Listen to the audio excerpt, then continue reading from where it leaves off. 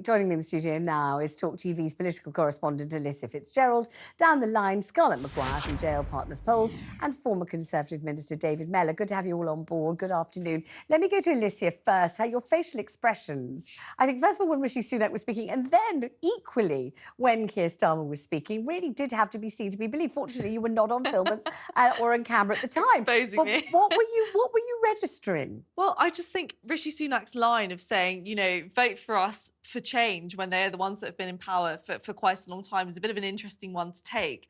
And then Keir Starmer, you can very clearly see it's a bit of expectation management, it's damage control. This is on the front page of the Telegraph. This big poll that we're seeing has got so much attention today.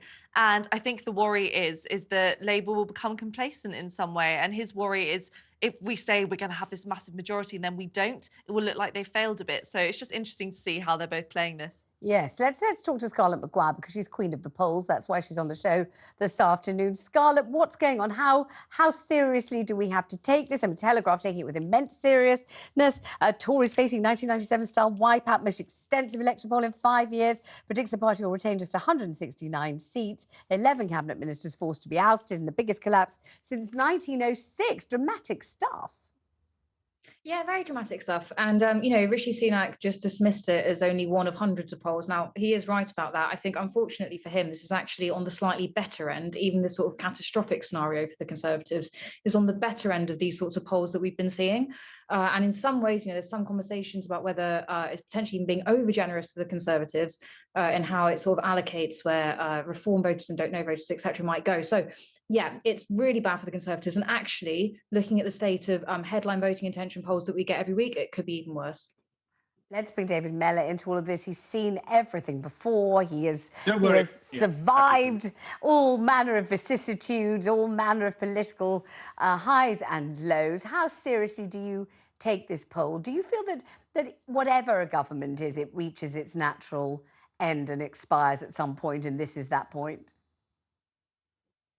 Well, I think this is that point, but I think it's catastrophic for the Conservatives. And the reason it's so catastrophic for the Conservatives is that they don't seem to have a clue. Sunak and his colleagues don't seem to have a clue as to how they can actually deal with the public dissatisfaction with the government. The public are fed up with the Tories. And remember, I've lived through this. I mean,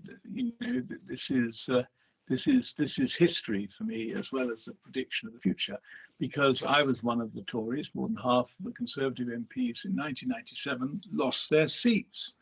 And that's what's being predicted now. And I can't think of any reason why that wouldn't happen. Now, you could argue that back in 1997, Labour under Tony Blair were a far more purposeful, charismatic outfit than this Labour Party is. But basically, the Tories have run out of room. There's nothing that they can say that's going to make any difference. So they're just doing their best to prove there's life after death until they're taken down to, for a one-way trip to the vets and put down. Oh, God. David, you don't think that, for example, a kind of spirited response to the Houthi threat over the Red Sea could be the kind of thing that does change the cut of Rishi Sunak's jib? Or, that there are things that change and nobody quite expects them to happen and suddenly you see people or governments in a different light? Do you really feel absolute existential despair about this? There's no chance at all, whatever Rishi Sunak does, he's doomed? I do. And I tell you why. One of the main reasons is that the Conservatives, before the 97 election, I mean, you must have been just in your pram then. So you That's right, I was, yes, stuff. If that. But for me, this is history that I recall with a grimace. But I do remember, I'm just about young enough to remember what I thought then.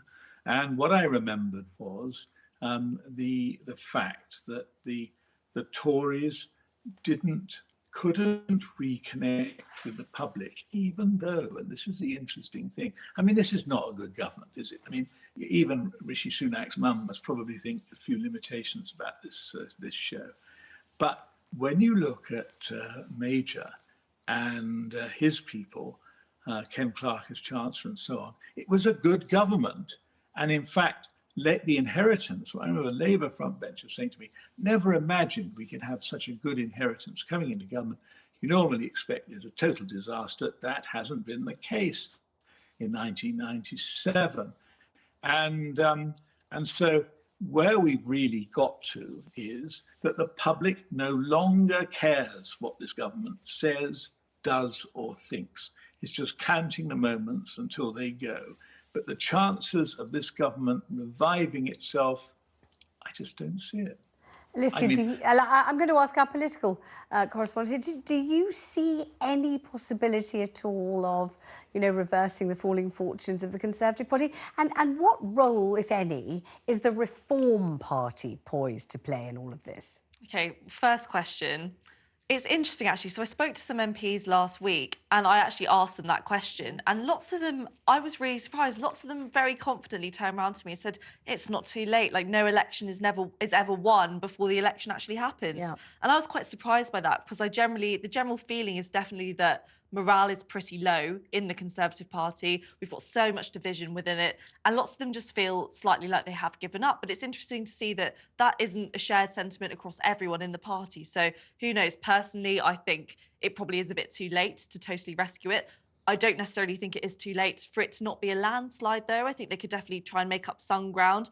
Whether or not they'll win is probably a different question. In terms of reform, and it's interesting because the Telegraph article does some analysis on this, and they say that reform actually are really pivotal in Labour's success here because lots of people who would otherwise vote Conservative are now going to go to reform. I think that's probably a bit sweeping as a statement. We can't guarantee that everyone who isn't voting Conservative is now voting reform. There's no data to back that up. Okay. But what we can see is definitely those towards the right of the party who do feel a bit alienated by Sunak's position on things like migration, the economy, things like that.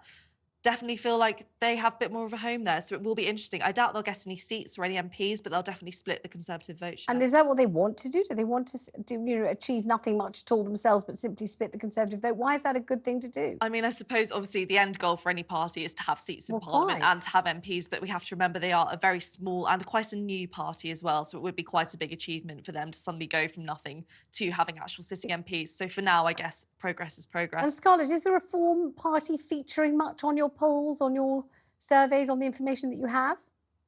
Yeah, absolutely is. And we do actually have some data about what those Reform voters look like and sort of where they were before. So, they are overwhelmingly Conservative voters. They are not winning many people off Labour at the moment. Now, we saw them try and pitch to Labour voters a couple of weeks ago, but all the signs are at the moment that they are peeling support off the Conservative Party. And this does look like for the next election, this could be potentially a huge threat to the Tories. So just to give you a sense of it, for every voter that the Conservatives are currently losing to Labour, they are also losing one to Reform. And crucially, that the number of voters they've been losing to Labour has held quite steady over the past year, whereas the numbers for Reform are going up and up, and we don't know what that ceiling will be yet. I think it's quite interesting in terms of what Reform want out of this. I think, I don't know what they want. I think what they will do, though, is cause an awful lot of damage. My hunch is they'll be quite realistic about the seats they can get now. There's been some polling that's shown that at the moment, for example, Clacton, very Leave area in Essex, that if it was just sort of any old Reform candidate on there, wouldn't get it. But Nigel Farage could potentially win it if he stood. Now, that might be quite tempting for him. But my sense of things is that they may be just in it to sort of wreak as much havoc for the Conservatives as they possibly can. Let me ask David Mellor about this. I mean, David Mellor, you've been, as you say, in the forefront of this kind of, I don't know, what would you call it, kind of whirligig of changing fortunes for so long now. I wonder whether you place much faith in polls, whether you've still seen so many elections where the results are nothing like those that we were predicted to receive. Well, sadly, they are very much like what was predicted. This is a rerun of what happened in the election where the Tories lost more than half their seats at the end of the last century. And there's no evidence. Look, why would someone come out and vote Conservative today? What are the reasons? Are the Conservatives a big, bold, united party, full of vigour, full of vim, full of fresh ideas? The Conservative Party, look, I can't remember whether this is a parliamentary language, I think it is, clapped out, don't they? They look clapped out, and that's the problem. And that's probably because they are clapped out. But it does actually matter one point that was made earlier, you can lose and you can be catastrophically smashed. It was no use to the country that when in 1998, 1997, the Conservatives were humiliated, and it took a long time for the Conservatives to get back, by which time an awful lot of the things that always afflict a Labour government have begun to afflict them. If the public are sensible, they will inflict a defeat on the Conservatives. It seems impossible otherwise. But if they reduce the Conservatives to a rump, which is what happened in 97, well, then I think you've got real serious problems, because the British political system only works if there is intense debate with proper numerical value between the two parties. And if the Conservative Party becomes a humiliated rump after the next election, heaven knows, because the various people that can crawl out of the woodwork when a Labour government gets elected doesn't really bear thinking about.